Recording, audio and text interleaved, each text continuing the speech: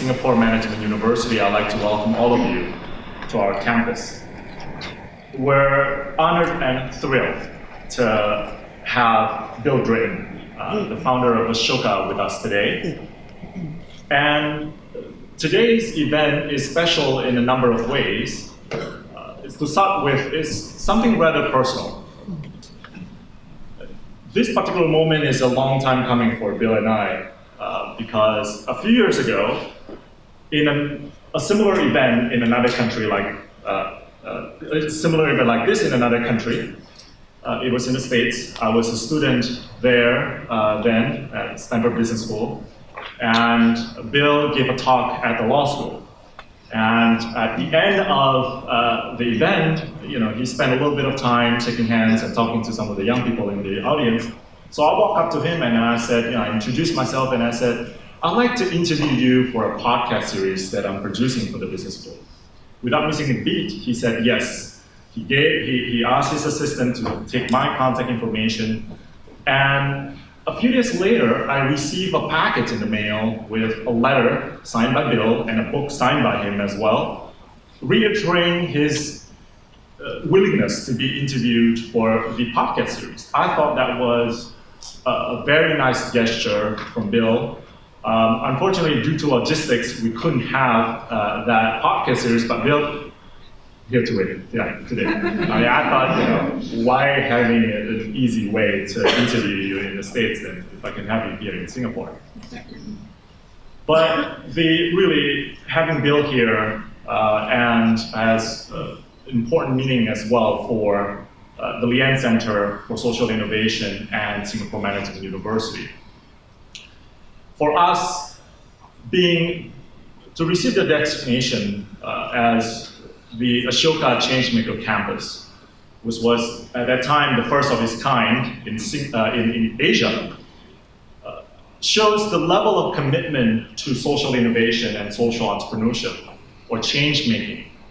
It is not just the work of a center director, or a center, or a school within a university, but really a commitment of the entire university across the multiple layers of stakeholders, from faculty members to students, alumni, community members, and really understand what the role of us as an academic institution when it comes to producing the next, I shouldn't say the word producing, but to empowering the next generation of change makers that will go out and create positive impact in our community. Now, without a doubt, Singapore as a country, we have achieved a high level of success in economic development, and it was built on the backbone of entrepreneurship and innovation. But we also understand it even has a stronger obligation to empower our young people in a world that is highly competitive and sometimes can be harsh. We want them to go out and have a sense of understanding what their role is and who they are and the relationship to their community. Having that commitment to purpose that greater than themselves. And that is the essence of being a change maker for us. And that's what it means to SMU, or Singapore Management University, as well. As a young university, we're in our teens now, we're 17 years old. So we're in that age where we're trying to make a mark in the world and trying to understand itself also what kind of education and what type of principle that we want to give and instill in our students. And being a changemaker campus, beside the obvious benefits, which is now we're part of an international network of esteemed universities, such as Brown University, Cornell, Duke, Johns Hopkins, and others. But really reminding us over and over again, and this is sort of, we embodied this at the Lian Center, and I know at the different departments across SMU as well, that this designation is not the end of we're trying, right? So this is the start of a long journey on how to be more conscious in our efforts to create in this process of change making. So I'm not going to take a lot of the time because I realize that I'm not the man of the hour here. So thank you so much for coming here and attending this, giving us support. And I'm going to pass it to Bill. And Bill, the floor is yours. University is first in Asia, so I think we owe a lot to our hosts here and the others who helped make this happen. So, in this university of all places, we know that we're at a turning point in our leaving a world defined by efficiency and repetition. So think guild, assembly line, law firm. And instead, we're in an everything changing, faster and faster, broader and broader. And therefore, everyone has to be a change maker world. And this world is the exact opposite of this world. And we're right now at the turning point years. When you come to a turning point, it's a really big mistake to miss it. And if it's a really big turning point, it is a catastrophe to miss it. The other side of that is to see it and be able to help build it and contribute to it is the biggest of opportunities. And so the goal today really is to think together, okay, what is this change? Where are we? What does it mean for each of us? What is an introductory clue? Every aspect of everything we do has to change. And people have to grow up with a different definition of success because it's a different world. Parenting has to be really different. Any organization in any sector has to change profoundly. There's no part of our lives that doesn't change when you go through this fundamental change in how humans organize ourselves. So what I hope we'll be able to do is start off with some introductions to some of the leading social entrepreneurs who are the cutting edge of this, and from whom we have learned to see what's going on. And then, with that feet on the ground reality, then go into, okay, what are these historical forces? Where are we? Why do we say it's a turning point now? And then come around to what each of us needs to do in all these different aspects. So, I don't mess this up, success. So let me introduce you to Sarah Toomey. She is a Tunisian Ashoka fellow. Louder, how am I supposed to be louder? Maybe just closer to the mic. Okay, is that doing it? Okay. My relationship with technology is still a little tenuous, so I've got some work to do here as well. So Sarah is working on climate change in North Africa, which, as you know, is a really big problem. It's a very vulnerable area. So, some of the results so far. She works with individual farmers, large numbers of them, so they become change makers and they make a series of decisions about the land, the energy, the water. How does this come together in the most intelligent way? So result one is that the average farmer she's working with has their income up by 60%. Second impact has to do with the environment. So there are now 200,000 acacia trees that were not there before. She thinks Tunisia needs 2.6 million and then more as you move out across North Africa. And this movement, as you can see, is beginning to move. So Sarah is a very, very powerful person. So how did she get her power?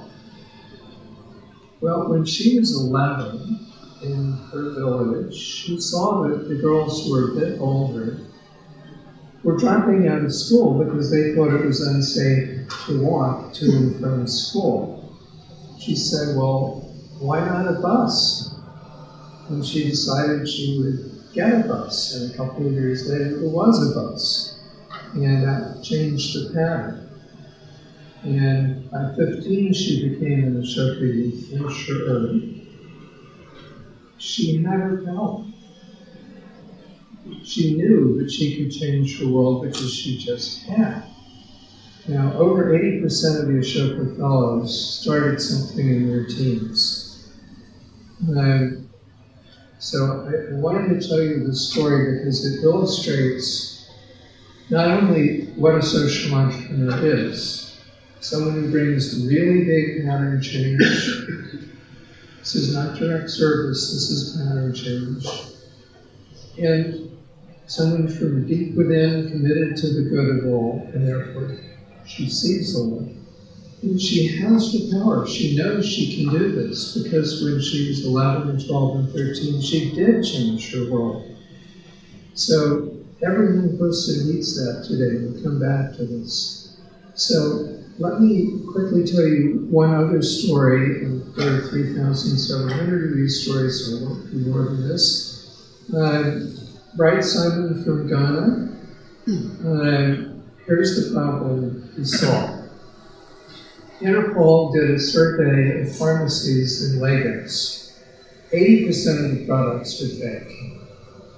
Well, that has a pretty big impact on health. Bright said, problem, now how do we solve this? And we noticed people now have cell phones. And so he said, oh, well, if I can work out a deal with the phone services and the pharmaceutical companies, people can take a picture with a barcode, and the pharmaceutical company will text back for free. That's not ours. Don't buy that, or that is okay. Okay, so this is having a profound impact. It's spread across Africa, last year into South Asia, this year into South America. And Bright has now moved to add auto parts. If you have a fake auto part, that's not very good for your health either. Again, someone who gave, in this case, himself, permission to see a big problem and say, I'm going to change this whole thing. So, let me show you another chart here. We evaluate the impact of Ashoka Fellows after 5 years. And you'll see over half have changed national policy within 5 years. 3/4 have changed the patterns in their field at the national level within 5 years. And over 90% have had independent institutions copy their innovation. Now, all of those measures are measures of pattern change. And since we're in a scholarly institution here, many universities really, and foundations also, mess things up because they apply measures that are appropriate to direct service, which what entrepreneurs do. Now, we need direct service. We need the teacher in the classroom. We need someone out there digging that well or whatever. But that's not what entrepreneurs do. Bright and Sarah are changing the pattern. That's their business. So these are measures of pattern change. And we'll soon get to a third level, which is mindset change. And that's a different game, play differently, and it has different measures. So direct service, pattern change, mindset change. Keep that in mind, we'll come back to that. Now, the individual social entrepreneurs are very powerful, but together we're much more powerful. And so think about what the typical social entrepreneur's organizational structure is. You have the entrepreneur, typically a small organization, and then a big movement. And if you have a new way that young children are going to grasp empathy, well, you're not going to do that yourself. or your organizations in 30 or 100,000 schools. And that's crazy. It's a weird way of thinking. But if you get local people to stand up on the Isle of Wight or Japan or wherever and say, oh, this is a really good idea, we're going to make it happen. Well, that's the movement. So when you think about it, we're moving into a world where we need everyone to be a change maker because everything's changing and that's the new game. Well, social entrepreneurs are mass recruiters and facilitators of local change makers. That's an inherent part of what we do. They're role models also.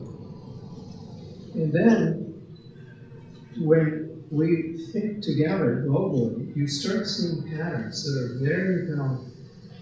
So, we have 1,000 fellows out of the 3,700 who are focused on kids. And 90 to 95% put kids in charge. Well, who else does that? This is radically different from the norm. Now, the only things schools measure are what they're about traditionally, so information transfer, and in a few cases, bullying. So we know that when an Ashoka fellow puts kids in charge, math goes up, language goes up, and bullying goes down. So that's a really important pattern. And you begin to see the connection between Sarah's story and what the fellows do when they're dealing with kids. You put kids in charge, they learn at 11 or 12 or 14, I am a change maker. I can change the world because I just did. That's the most important thing you can do. All right, so our ability to see the future is largely because we have this community of leading social entrepreneurs. The faster things change, the less useful focus groups are. Because what's in our heads is the past. The one exception to that is really good entrepreneurs because they get no satisfaction from writing. They don't want to get burned at the stake. That isn't what the point. They have to have the world change for their idea to be the new reality for them to come to rest. And they're on a fool's errand if they haven't intuited what the world is going to be like in 15 or 20 years. They have to design for them. So when you see a pattern across 1,000 fellows, and almost always put kids in charge, that's very significant. Now, the second part of our power is that over the last 10 years, Ashoka has come to understand what the nature of the world we are in is. We call it an everyone change maker world. And so with this, I'm now going to move over to the next big topic. So what is this turning point we're in? So start with some facts. From Augustus, which was the end of the Roman Republic and the beginning of the empire, from Augustus to 1700, there is zero growth in average per capita income in the West. This goes up and down. We just happen to have statistics for the West. It's almost certainly the same elsewhere. From 1700 to now, the rate of change has been escalating exponentially. So it's a mathematical curve. Fact 3. From 1700 to now, the demand for repetition is going down exponentially. Those are mirror curves, right? Those are facts. Not an opinion, not a preference, that's just describing the world we're in. You know, we are 3 centuries into those curves. They're very powerful curves. They have redefined the nature of what society is. So this brings us to the fourth thing. We live in a world now where everyone, every organization, every system is changing and bumping all the others around it. Faster and faster, broader and broader because of the web, etc., etc. We no longer live in a world where things are stable because every group keeps repeating what it was doing before. That world is gone. So, how do you visualize this new world? It's a fluid, open team of teams. That's one way of describing it. I find the most useful metaphor is the human brain. Every neuron is connected to all the other neurons through all these trillions of dendrites connecting. So each of us is connected to every other human being through a growing network that allows us to function like a brain. And whenever there's a new opportunity, we form a new team of teams, whoever, from wherever, the right team to go after that objective. Now, if you start imagining the world that way, you understand immediately that the way we have organized for millennia is no longer any good. It doesn't work, but we're still doing it. So we think that giving people a skill, which they will repeat for life, in workplaces with walls, that was very efficient when there was very little change. It is completely ridiculous today to think that we're going to solve the unemployment problem in America or Indonesia or Africa by, quote, giving the kids a skill. It's a parody. It's so pathetic. The half-life of any skill is getting shorter and shorter, and what people need is change-making skills. And similarly, the old way of organizing. You know, Henry Ford is so smart, and he and Bill Taylor figure it all out, and then they tell everyone else how to line up and repeat together. This is ridiculous. It just doesn't work. The parts of society that are working are fluid, open teams of teams. So Silicon Valley, getting the word, you look at Google, and give people free time regularly to come up with stuff. Their design was a whole series of small, mid-sized teams that come together in various combinations. It's not a big surprise that they've been doing well.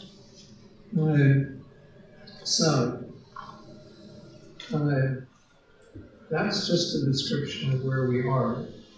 Now, what does that mean specifically for how we have to organize and the skills people have to have?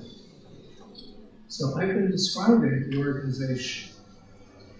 It's a fluid, no walls, open team of teams. A team means that everyone is initiative. You know, think of a basketball team. The ball moves quickly, each person is calculating what all the others are doing, they know their strengths, their weaknesses, and everyone is trying to strengthen all the other players to be the best basketball players they can. Because they need everyone, individually and in various combinations, to be as good at that game as possible. Well, that's what we need now. And we need that at a metro level like Singapore, we need it at the national level, we need it in companies or citizen groups, but that's not how we're organized in most cases. And so there's a company in the Midwest that I've been working with, 5,000 employees. They have, according to the CEO, somewhere between 10 and 15 of the 5,000 people who, in looking at the world they live in, can see the patterns and imagine maybe what the implications are. That means they're 99.6% blind. It's not an everyone change my authority. They have no way of seeing, let alone responding. So, you know, once you understand this environment, which the CEO of this company does, you see it, you say, oh my God, we've got to hire for change management. That's a different criteria. You've got to make sure that every single person in your universe, employees, suppliers, customers, your whole universe, are change makers. coming together in fluid open teams or teams. Well, how do you get your existing workers to be change makers? Fluid open team of teams. This is not your traditional organization. And this is item 4, you've got to see and understand the new strategic environment and build your strategy accordingly. So this is a school of management. To what degree are we helping make sure that each of those 4 things is visible and people are learning how to do? So we have a series of tools in Ashoka to help people with those 4 different steps. I'll come back to some of that in a moment. So if you think again about Sarah, she got her power as a young person. We've studied this, so we looked at LinkedIn, and we found 360,000 LinkedIn stories. The person said, I started something in the teens. That's out of 440 million at the time. And some of those, it was not their idea, so we would like to be able to get them out. We have no way of doing it. So this is an understatement. But even so, compare that group against the whole. And they're 4 times as likely to be a C-level leader, 4 times as likely to be an entrepreneur, and 5 times as likely to be a founder. So there's just lots of evidence. And you look at the people who are great entrepreneurs and ask them when they got started, and watch their eyes light up when they describe what they did at 11 or whatever it was. It's the moment they got their power. Okay, so we have to give that to every young person. Now it's really difficult. The youth culture doesn't have this competency or confidence. The adults say, no, you're incompetent and keep stay in your lane. It's very difficult. A few elite schools are different. We have helped a whole series of schools change. So we know this can happen. But to get it to happen, parents, principals, policy people, everyone here is to see new game. People have got to play in the new game with new skills. So let me start with explaining the skills. So young children have to master cognitive empathy based living for the good of all. This is the foundational skill. So if I look at you, for example, and you're looking sad, if my cerebral cortex and neural neurons are not connected, which they aren't unless you work at them, the parts in your head that are unhappy light up in my head, and I'm unhappy, and therefore I focus on me being unhappy, which is not terribly helpful. On the other hand, if we've connected the cerebral cortex and the neural neurons, and kids have learned to understand the contexts, then what happens when I see you looking sad, I don't feel bad at all, because I'm into expressing love and respect in action, which is what makes us really happy. I think I can figure out what the problem is, and I can help you. This is totally different. And any child today who does not master this and practice this complex set of skills will be marginalized, guaranteed. This is the first generation ever that no child, no young person has the option of trying to be a good person by diligently following the rules. Up to now, many people could do that. But as the rate of change goes up exponentially and people don't live in 4 contexts, but in this kaleidoscope of changing contexts, you are going to hurt people and you are going to disrupt groups, and you're out. And it's your fault, and anyone who looks like you, it's a problem. You're prejudiced. You can see that happening all across the world. The second step is that we have to make it normal for young people to be powerful. So, to give you one quick story, just to be quick. The day before yesterday, at a meeting of fellows in Indonesia, Ashoka is a program for young people because we're trying to encourage any young person anywhere to have their dream, build their team, and change their world.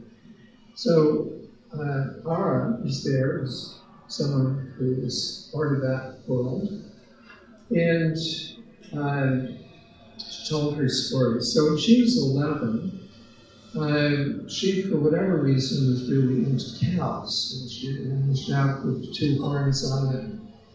And so her parents helped her a little bit, but she focused on this village, which had about 2,000 cows, and the typical family would have 4 or 5 cows. So several years later, it's organized into a co-op, and they are so maximizing what you do with the urine and the poop and the meat, and the milk is being turned into yogurt, etc.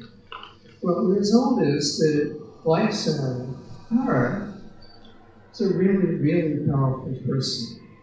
And she was so powerful when she told this story that the Ashoka fellow who was leading the meeting of fellows, hunting, said, "Oh, listen, why don't you come and lead the meeting?"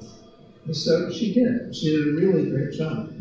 And she actually was pulling the fellows more into the future than they would otherwise have been. Now, what we have to have is that this is not a difficult exception, but it is the norm.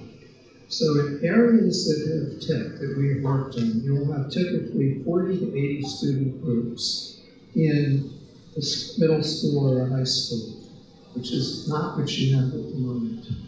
And so this is another real case.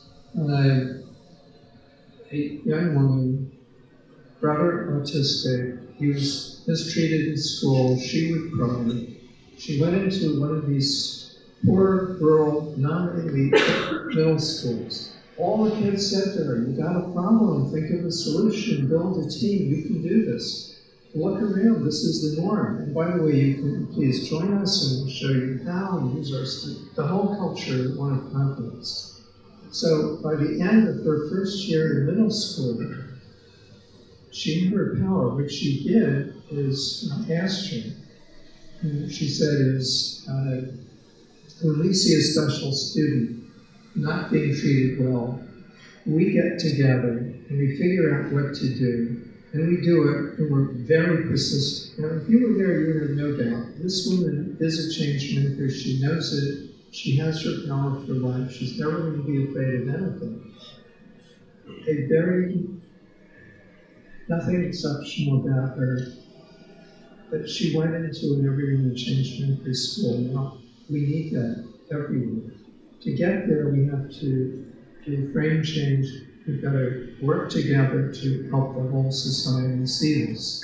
So now, what can everyone here do? Well, everyone here cares almost certainly about some young person. Help them. The moment they start to tell you that something isn't working well, just say, "I'm so proud of you for seeing that. What do you think you can do?" Then you draw them out and say, "Oh, that's a really interesting idea. Why don't you get your friends together and do that?" Yeah, you can do this. And here's why it's important.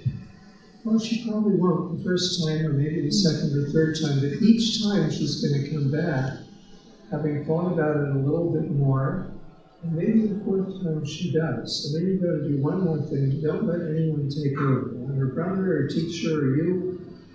It's got to be her idea, her dream, her team, her impact. When that happens, she's like Sarah, and she's helping to fix. So any of us can do that with any young person we know and care about. Think about yourself. How are you doing in terms of these skills? How free of the old frameworks of thinking are you? Ditto your friends. Everyone here cares about some organization and how are you going to help that organization through the transition? Hire differently, change all the people to be change makers, organize in this new way. This is a completely different way of leading. So the 4 skills, empathy, cognitive empathy, sophisticated teamwork, an opposite type of leadership. Envisage. When you envisage, you see a new possibility. That's the first step of empowering people. You bring together a team from wherever. Then you've got to build the synaptic architecture so that team works. That's another dimension of her leadership. And like the basketball team, everyone is helping everyone else be the best possible team player. So everyone here can make that sort of contribution. This university is a leader in doing that. For Singapore, there's a question as for any metro area, is this going to be an everyone a change maker community? It has to move quickly to do that. The world of rules doesn't do it. So in the US, we've got a handful that are clearly on the way and 50 to 60 that are not. That's a choice right now, being made right now. So many people here can help the larger framework. You know writers, you know policy people, just by talking. And this is so much better world. When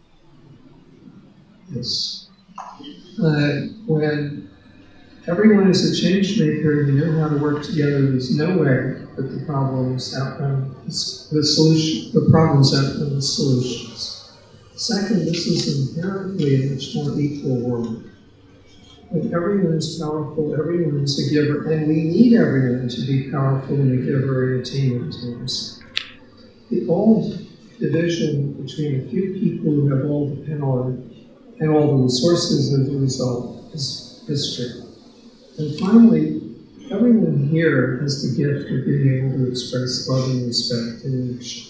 That's what all the prophets told us and science tells us is what brings happiness and satisfaction. But lots of the world don't have that gift. And that's terrible.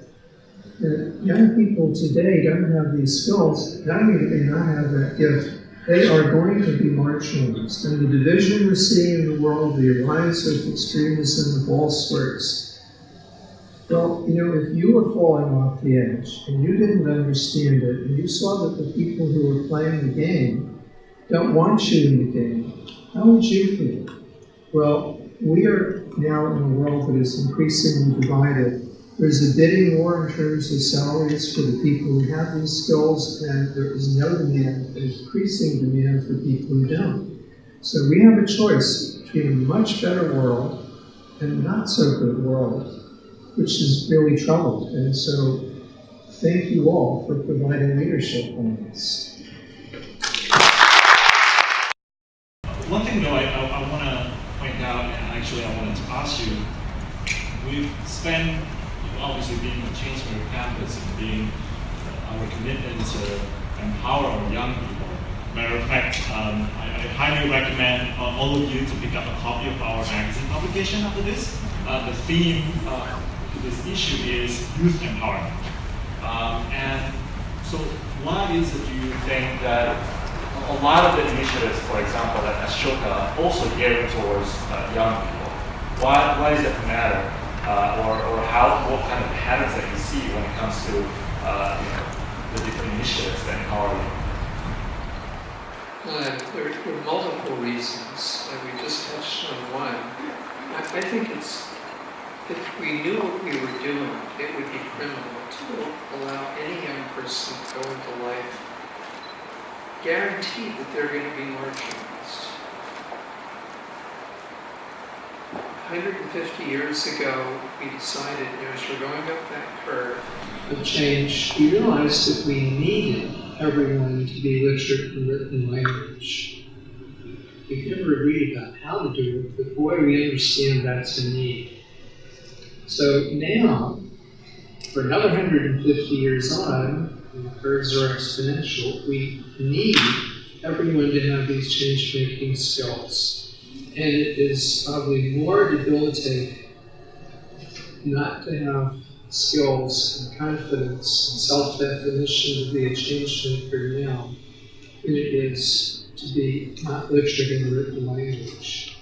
So why are we letting this happen? Because people don't yet see that we have this need. So our job, first of all, I think, is to make sure that not one child, not one young person is going to be guaranteed a failed life. And all that that means for them, their family, their community, the divisions in the world. That's the negative side. But think of the upside. When a young person has their power, like somebody, like our, what a wonderful thing it is. I get goosebumps every time I meet a young person who has their power. It is just the best. So that's the first reason.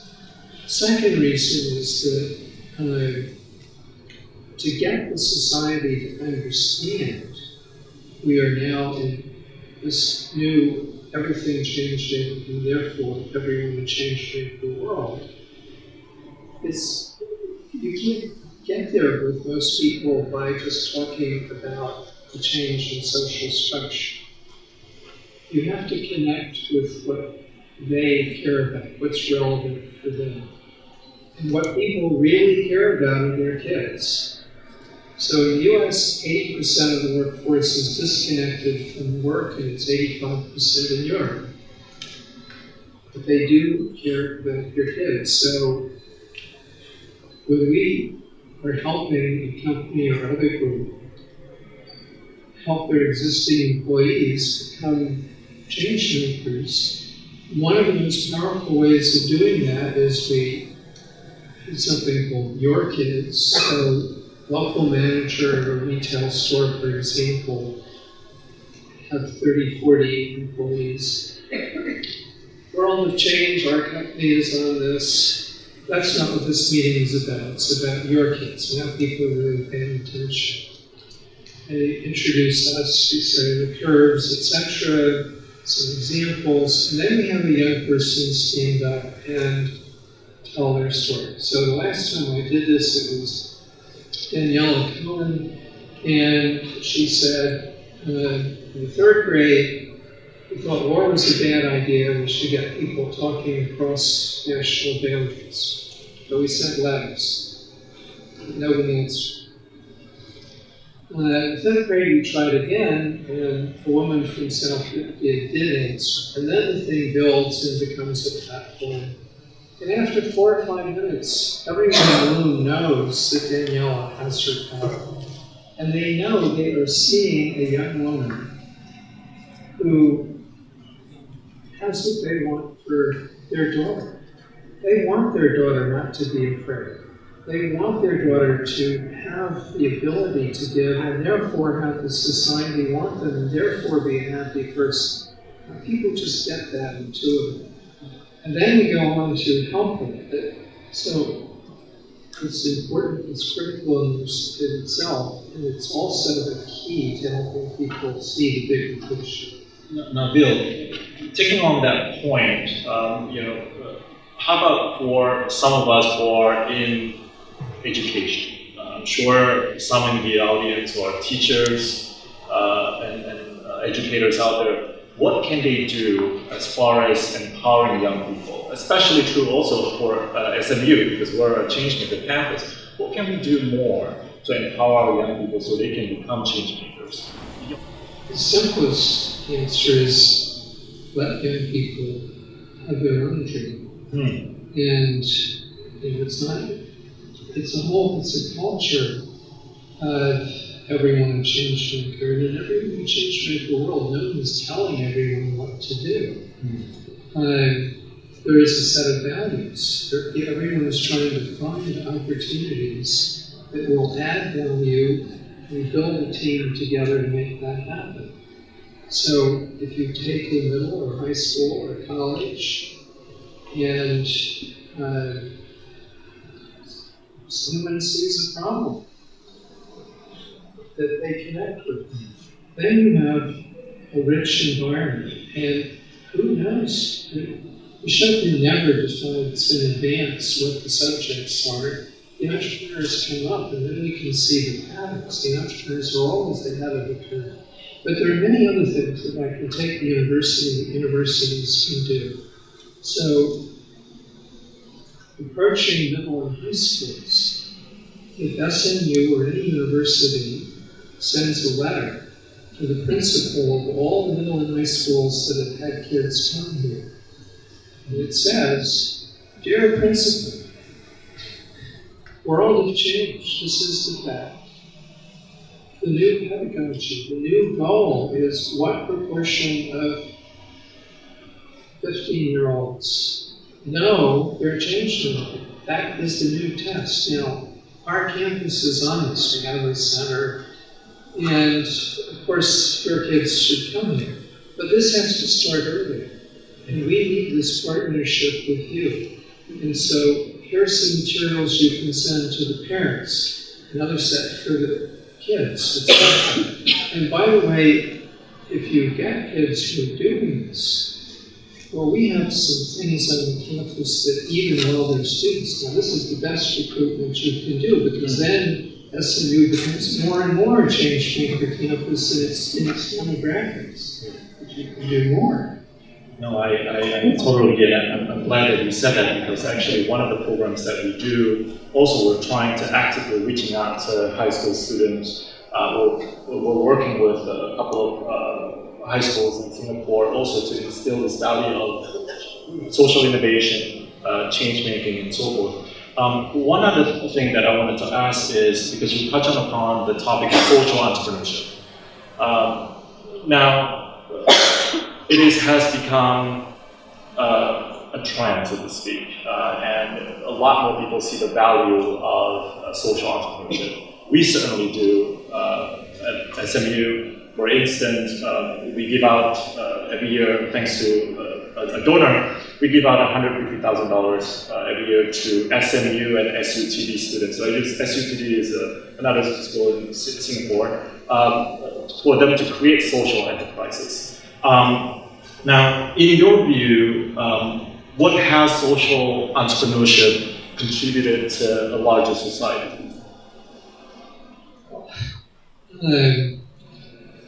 If you just take the example you can use about the definition of what a society has to do.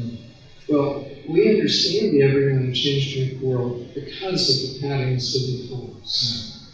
And 1,000 fellows dealing with kids, not only do we see the pattern, but we have more than 1,000 different ways of doing it. So it's not just literacy is important for change making, but literally more. And so in any field, so if you look, for example, at health, overwhelmingly the fellows put patients, family, friends, neighbors, peers in charge. This is very radically different from the old professional-oriented model. It fits the everyone change-maker world. I think probably the most important thing that social entrepreneurship has done, the construct of social entrepreneurship, empowers everyone.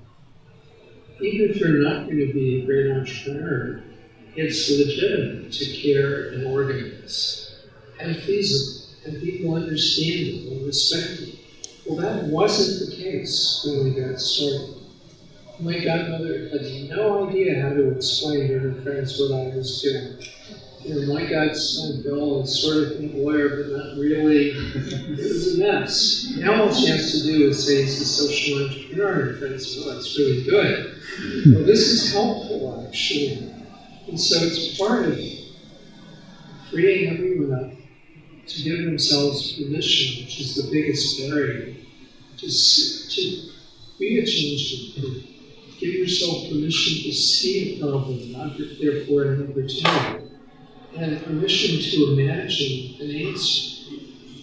That is good. My mom just had a social message. One exercise that I personally like to do, and then also we like to do at our center, our team, is the beginning of a project, or if you want to embark on something new, we think about, or it's important to me to think about what success looks like, so that we can have some kind of guiding principles moving forward. I wonder whether, what success in your mind when it comes to this change-making process, if you have one, if you'd like to share. What success looks like, or what your definition of success when it comes to change-making. Well, for society as a whole, we reach the point where everyone is a change maker, they're not afraid.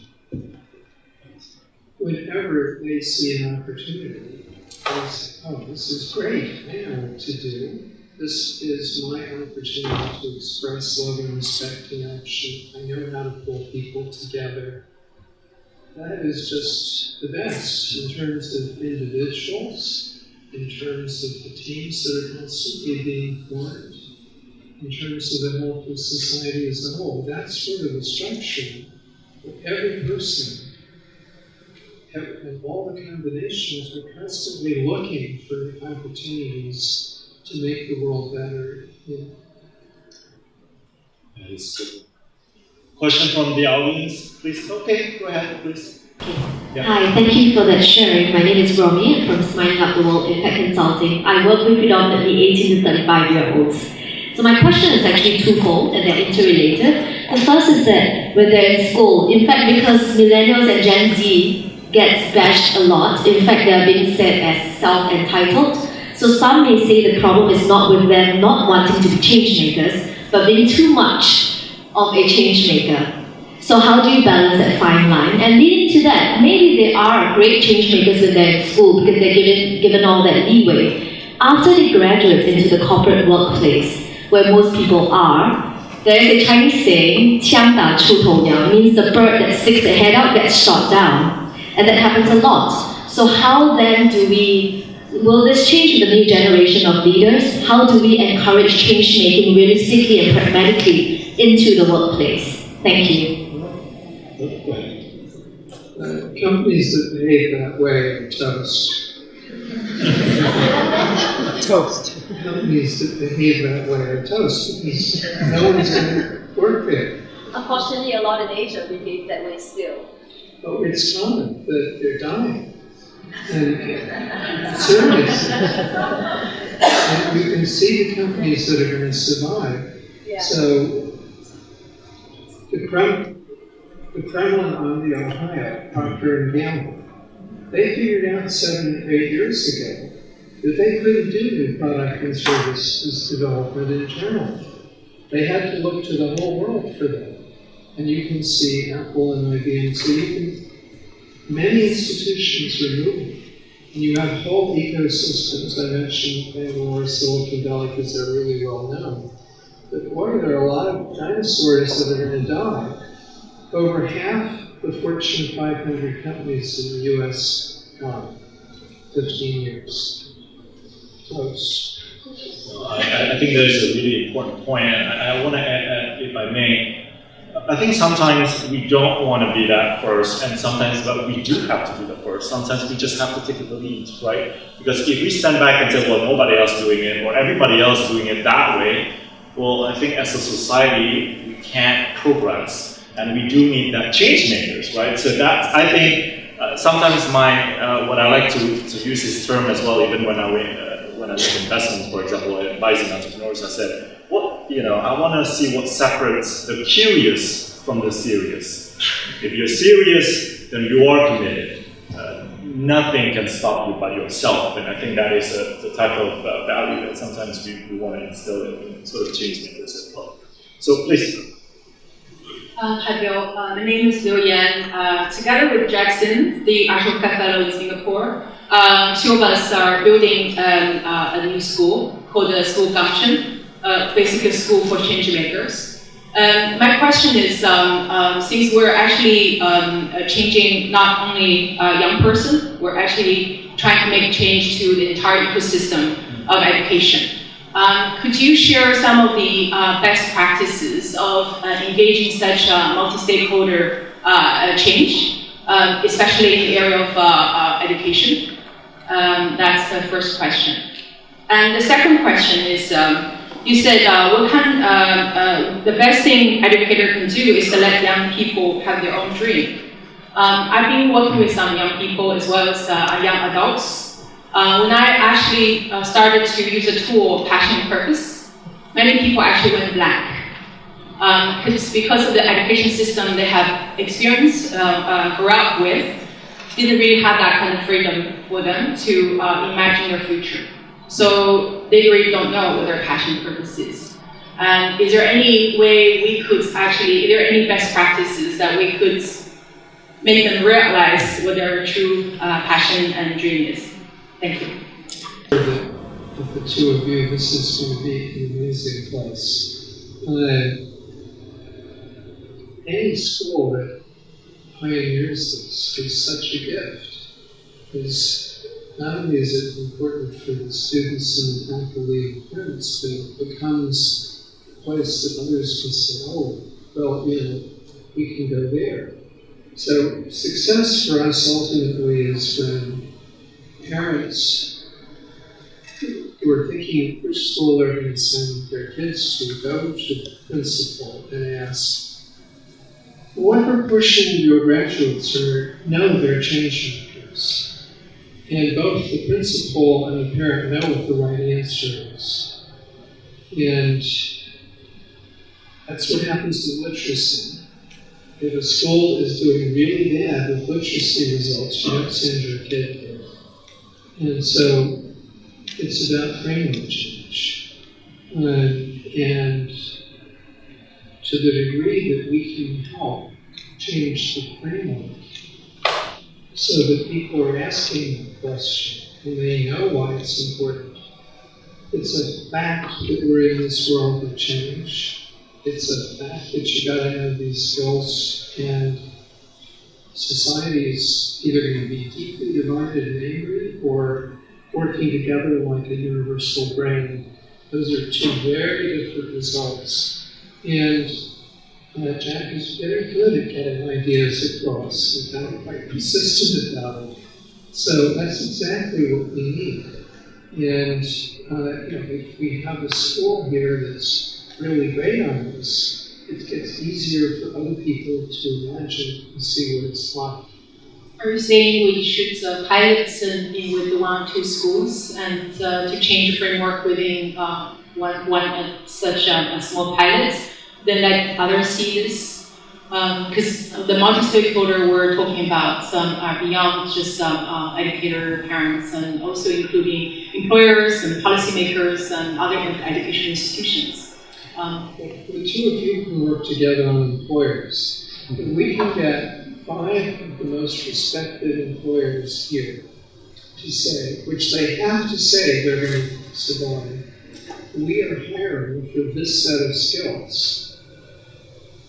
That's a big message to all the schools, all the universities. And similarly, if universities say, our admissions is about this set of skills, that's a big message to the schools. So to the degree that you twist the arms of the people here and other universities and together, this is what entrepreneurs do, is they figure out how to change the system. That's what entrepreneurs do.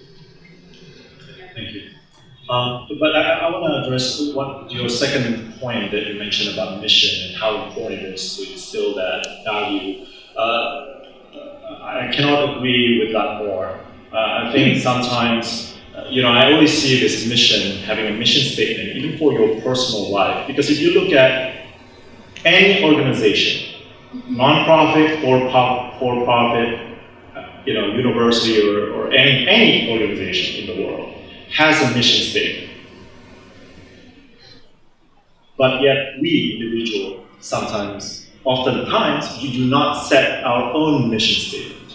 And I think that is a good exercise that we all sort of have to do, because what is it that you want to, you achieve in your life, and what is the purpose of us here? Certainly not just to eat, sleep, wake up, and sort of do all the stuff. I think there is, so I believe there is a higher purpose. I'm not talking about religion or anything like that. I'm talking about your connection to your community, to your country, your willingness to serve, your willingness to sacrifice for others, and all of these things has to be driven by something else that is bigger than yourself. Please.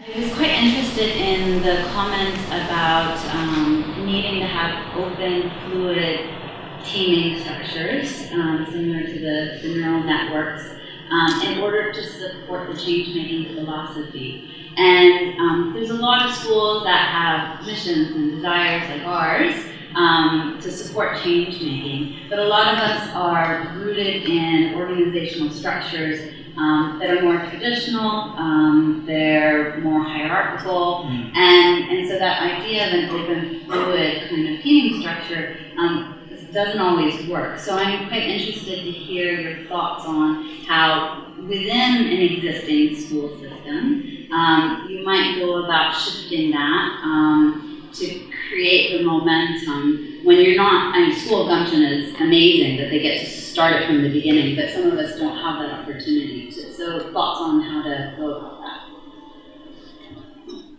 Well, not all colleges has this problem, we all do. So Ashoka is going through a huge internal transition, moving from a relatively simple, sophisticated but simple repetitive task to the sort of thing we're doing now is very challenging.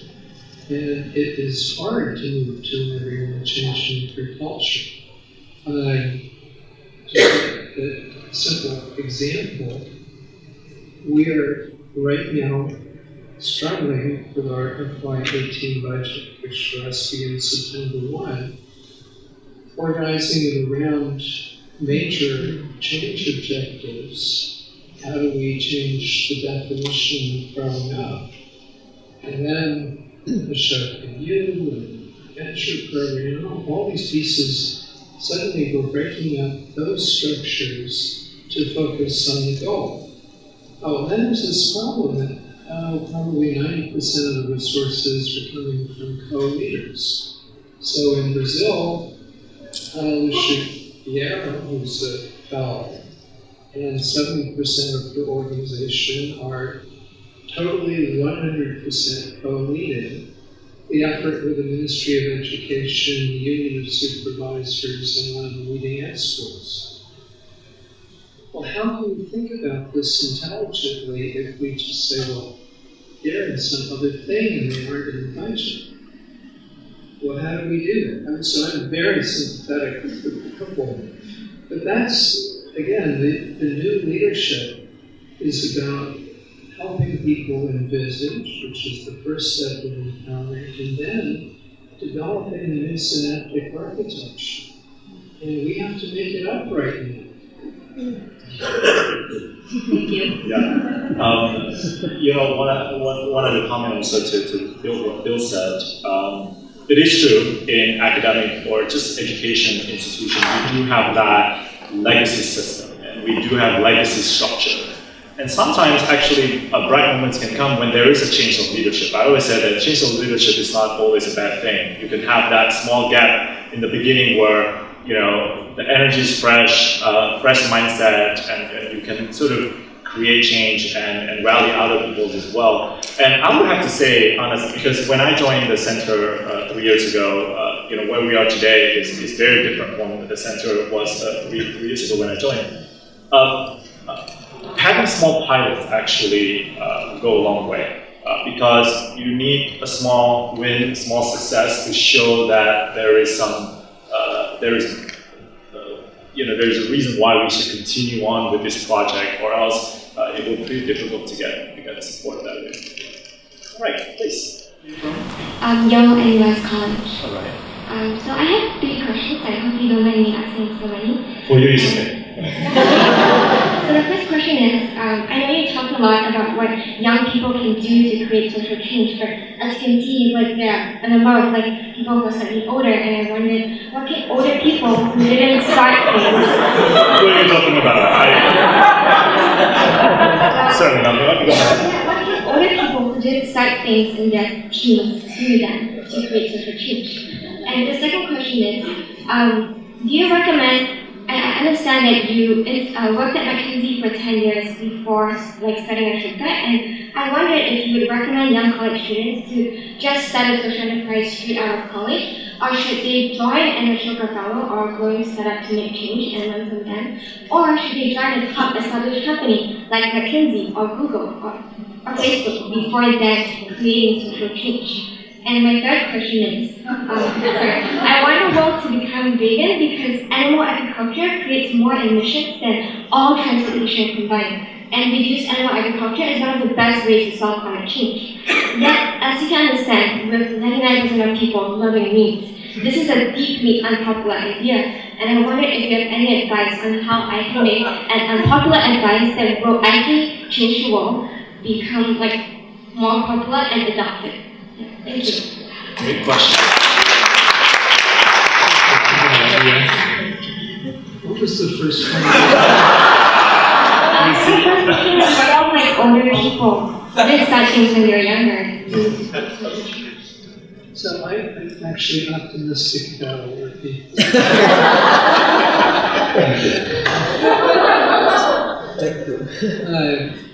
Most of us have enough of the basic skills. So my parents, for example, when I was growing up, I did not always appreciate it at the time. Frequently asked the question, well, how do you think so-and-so felt when you did that? So in effect, they were helping me get mirror neurons and cerebral cortex together. It was a huge gift. So most of us have that sort of a gift. You know, the fact that none of us see this new world or don't see it really clearly, but we can. That's our job. And it's been so enlightening for us in Ashoka. We didn't understand everyone in Change Maker until about 10 years ago. We started seeing it. And as we did, it made things so much clearer. And so this is the gift of living at this turning point in time. It is changing. People are seeing it. So we invented the word change maker. I remember precisely when I was in Bombay trying to think up the title for our first newsletter in 1981. And for decades it's been a specialist word that a few people use. Suddenly in the last 3 years it's taken off and everyone's used it. And the same thing is true for teams. Now why is that? Because we're part of the turning point and everyone needs to talk about this and they need a word. And so suddenly they're using the word. So many of us have enough that once we begin to see it, we're all going to have to work, we're going to have to help one another. So on to the second question. Each person has to figure out who you are and what you need to learn. And McKinsey was great for me. But the citizen sector was a very primitive state then. And we forget the squalor of the citizen sector pre-1980. It had fallen behind for 3 centuries. And it was demotivated, little inefficient organizations. Only 11 people out of 1,200 in the partner class thought about going into that sector, completely reversing. So the circumstances are different. The citizen sector has very large, sophisticated, competent organizations that just aren't there. And so I think it's a matter of you figuring it out. And then when to start stuff, well, the sooner the better. With the 11, 12, 14 is great. You can do it on the side or full-time. All those choices are there. And as we move further in this direction, there are more and more choices.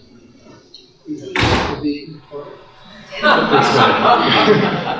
The last part, maybe if you can repeat. So, like, veganism is one of the ideas that can really solve climate change because animal agriculture produces more than transportation. But it's deeply unpopular. Like, people love meat. How can you change people's ideas and make them adopt veganism? Yeah. I'll address that.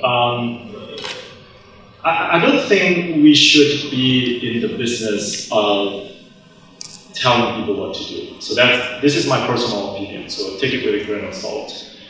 My last company is a social enterprise where we work with organic and non-GMO farmers and food manufacturers in California.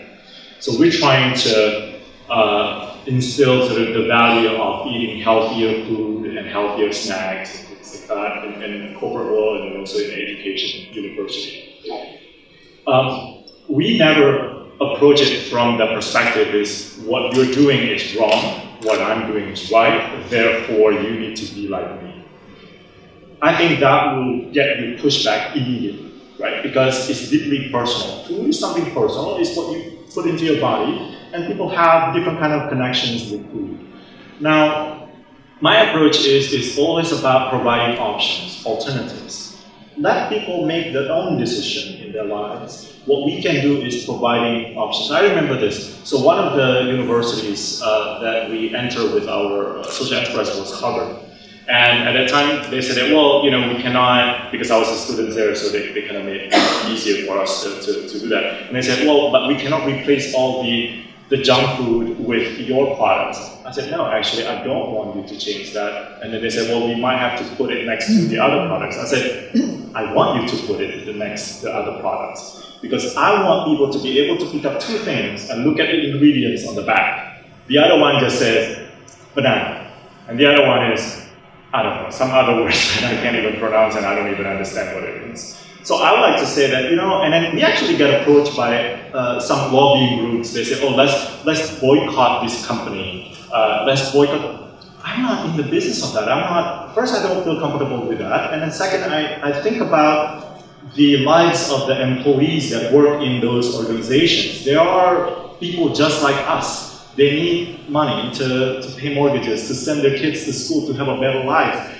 I do not want to boycott those kind of things, but I wanted to just provide options, provide enough awareness so that people can slowly change their behavior. Behavior is the hardest thing to change because it takes time, it's a consistent message, being persistent, not being judgmental. So that's what I would say. So, with that, I think good luck with all. I think it's a great cause to support, and good things don't always come easy. Right? Okay. Thank you so much. And I run a social venture called The Hidden Good, and it's also a community and a digital platform. So I just want to say how much of an honor it is to have you here. I first learned about Ashoka when I was back in college in my international community development class, and it's been several years since. And I think the fact that I'm currently running a social venture, and last year I got to be part of the Ashoka Changemaker Exchange to Japan, that I will not underestimate the power of planting a seed in a young student's mind. And so thank you so much for being here today and for sharing. Last year when I was on the Changemaker Exchange with Ashoka, it's a gathering of changemakers from all over the world, right? And I think one of the most powerful pieces that came out of that was being able to learn from each other. Like you said, individually we can do a lot, but together we can do so much more. I think my question today is really about collaboration and partnership. One of the best things that came out of that was about creating more partnerships internationally, cross-sectorally, and a lot of our day-to-day work at The Hidden Good is working with government agencies and creative agencies and schools, and currently I also sit on a committee at the Ministry of Education trying to rewrite national education, and there's so many different parties at play. How do we create better partnerships? And that's my question, because especially when there's so many people at the table, how do we do better at building better partnerships and collaboration? Okay, thank you.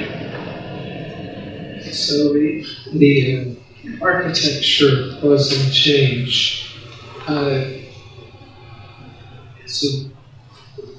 you can get lost easily, and so it's a really good question. And if I could just use an example, how do we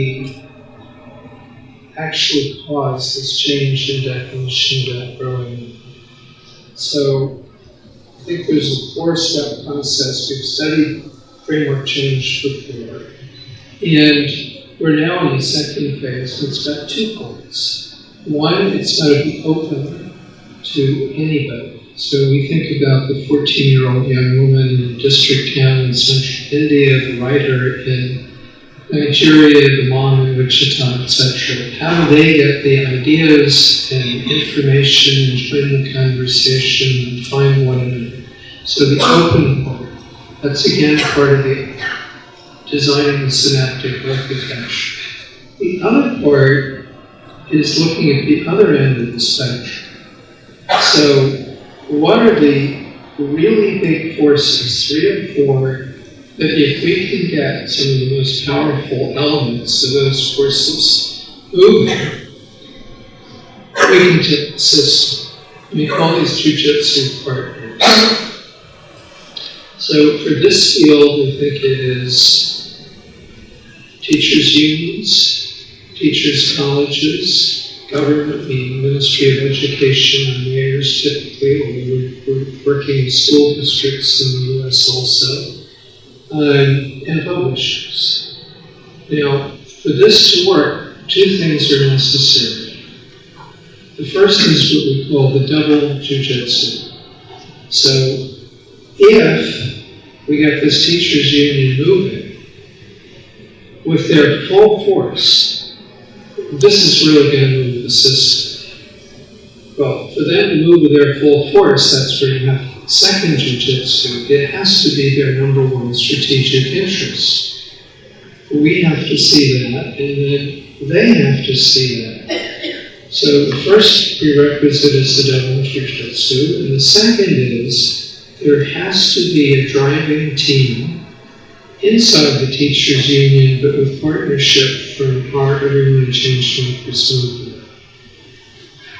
The head of the union can't do it. The dean of the college can't do it. You've got to have a team of people that's going to push and push and push through 3,000 tactical decisions. We're going to work with this person and we're going to avoid this person.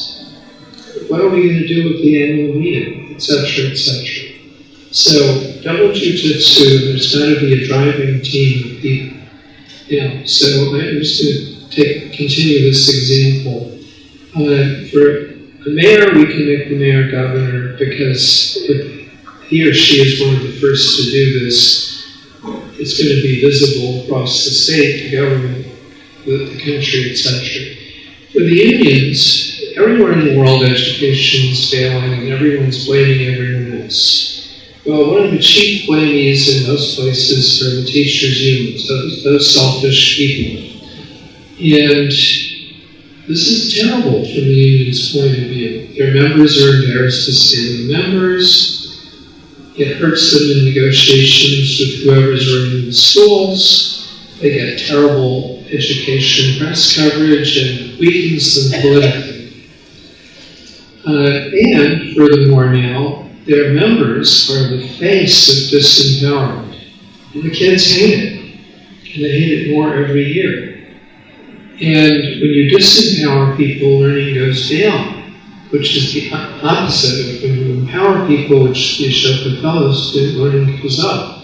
Well, the 2 things teachers least want is to have the kids disliking them and all the consequences of that, and learning to go down, because what they want to do in life is have kids learn. So everything about the current situation is a catastrophe from the point of view of the union.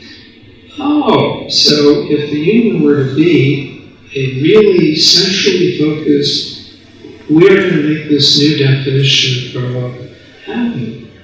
They're off the defensive. Their members are proud. Their members are no longer the face of disempowerment and all that. Their relationship with whoever's running the school is profoundly different. Because now it's no longer just a zero-sum game. You can't have your new building because we want our salaries. We can help you be a really great school board. And your voters are going to love it. And this is going to be the really big moment. And we can help you do that. well, with writers, etc., it's a wholly different story. So, it's a matter of being very purposive and figuring out what the architecture of change is. Who are the really big forces, and within you've got to be very disciplined in choosing the partners that really, if they don't have a team, it's not going to work, forget it. Move on to the next. So, if you have a message, if you have a message for young people out there about the power or the importance of being a change maker, what would that message be? Any young person today is privileged to live at this turning point in human history, and you can, right now, today, don't wait, be a co-leader in making that happen. You can help take your school, your community, and in doing that, that's the best preparation for you being a great giver, okay? Powerful person for the good in life. So please give yourself permission to go. Thank you so much, Bill. And I have to say this whole conversation has been really, really great. And thanks for sharing a lot of your life stories and also tips, especially for those that in the process of becoming a change maker or already a change maker, and perhaps they are facing some challenges. And I'd like to just close out with this. Look, I understand, I know how hard it is to be young,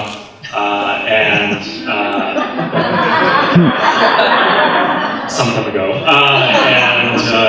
but I do think that failure is not always the end of the world. It's not the end of the road either. Failure is something that we can learn from. I like to close out with this quote that I like from Michael Jordan. He said that I failed so many times, that's why I know what success means.